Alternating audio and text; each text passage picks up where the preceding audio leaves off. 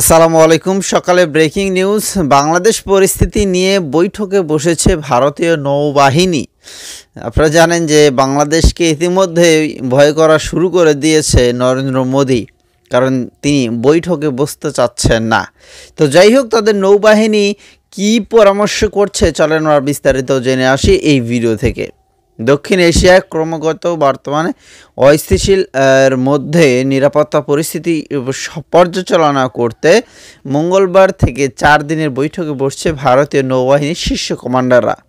বৈঠকে বাংলাদেশের শাসন ব্যবস্থার পরিবর্তন এবং এই অঞ্চলের সার্বিক নিরাপত্তার বিষয়টি বৈঠকে গুরুত্ব দেওয়া হয়েছে বলে জানা গেছে। 15 সেপ্টেম্বর প্রতিরক্ষা কর্মকর্তাদের বরাত দিয়ে ভারতীয় সংস্থা এনআই জানিয়েছে 17 সেপ্টেম্বর থেকে দিল্লির নতুন নৌবাহিনী সদর দপ্তরে 4 দিনব্যাপী বৈঠকটি অনুষ্ঠিত হবে।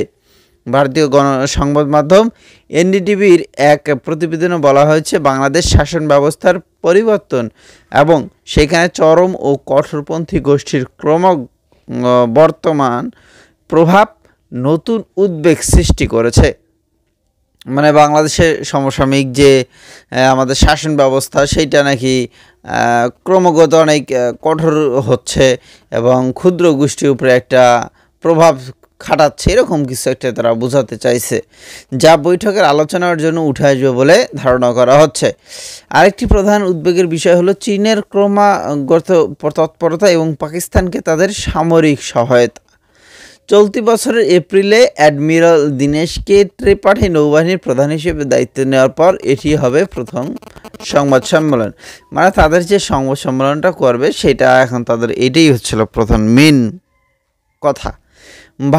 ভারতের সশস্ত্র বাহিনীর কমান্ডার বাংলাদেশের বর্তমান পরিস্থিতি বিশ্লেষণ করতে এবং অপ্রত্যাশিত যে কোনো কিছু মোকাবেলার জন্য প্রস্তুত থাকতে আহ্বান জানান দেশটির প্রতিরক্ষা মন্ত্রী রাজনাথ সিং।